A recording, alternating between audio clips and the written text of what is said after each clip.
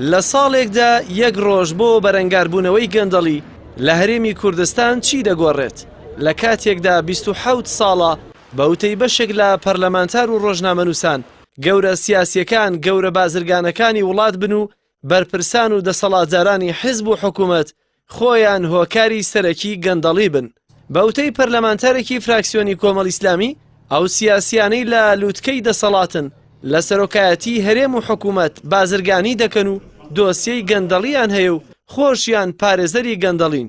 گەر لە هەرێمی کوردستانیش بەرەنگاری گەندەڵی ببیتەوە دەبێت گەورە سیاسیەکان دادگایی بکرێن و دەست بەسەر مڵک و ماڵیان بگیرێت.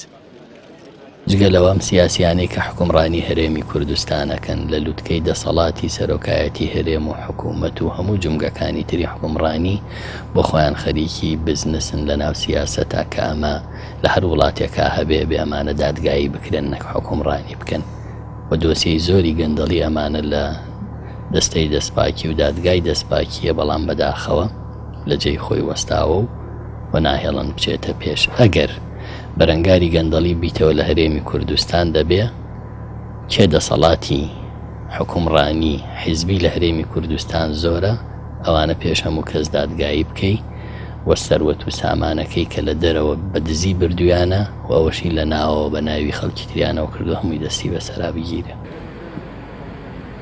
سیستەمی حکومڕانی لە هەرێمی کوردستان سیستەمێکی حزبیە و دوو حزبی دەسەڵات بەدابەشکاری خاک و نەوت و بوجە و داهات و سامانی وڵات و تەنانەت دوو حکوومەتیش لە سێ پارێزگادا بە سیستەمی 50/50 هۆکاری سەرەکی بوون بۆ سەرهەڵدانی بناغەیەکی پتەوی گەندەڵی.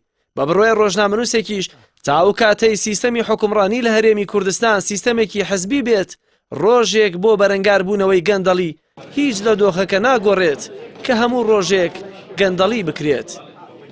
لە هەرێمی کوردستاندا هەموو ڕۆژێک ڕۆژی گەندەڵیە لەبەرەوەی بەرپرسانی هەرێمی کوردستان لە سەرچاوەکانی داهات لە نەوت و لە هەموو ئەو سەرچاوانی کە دەستیان دەکەوێت هەموو ڕۆژێک گەندەڵی ئەکەن. بۆیە بەرەنگاربوونەوەی گەندەڵی بەم شێواز و فۆرمەی کە لەلایەن ڕۆژنامەنووسان و میدیا و نووسەران و دەستگاکانەوە بەرەنگاری دەبنەوە من پێم وانێ هیچ سوودێکی هەبێت سوودێکی ئەوتۆی هەبێت و کاریگەری لەسەر ئەوان دروستکە لەبەرەوەی ئەمە پەیوەستە بە سیستمی حکومڕانی و سیاسی لە هەرێمی کوردستانەوە. بۆیە سیستمی حکومڕانی لە هەرێمی کوردستان سیستمی حیزبایەتی لە هەرێمی کوردستان دووچاری گەندەڵیشی گەورە بووە بەبێ گۆڕینی سیستمی حکومڕانی و شێوازی ئەم جۆرە فۆرمە حیزبایەتی لە هەرێمی کوردستانە پێم وانێت تۆ بتوانی ڕوبەڕووی گەندەڵی بیتەوە و لانی کەم بەشێک لە گەندەڵی کێروی گەندەڵی دابەزێنی.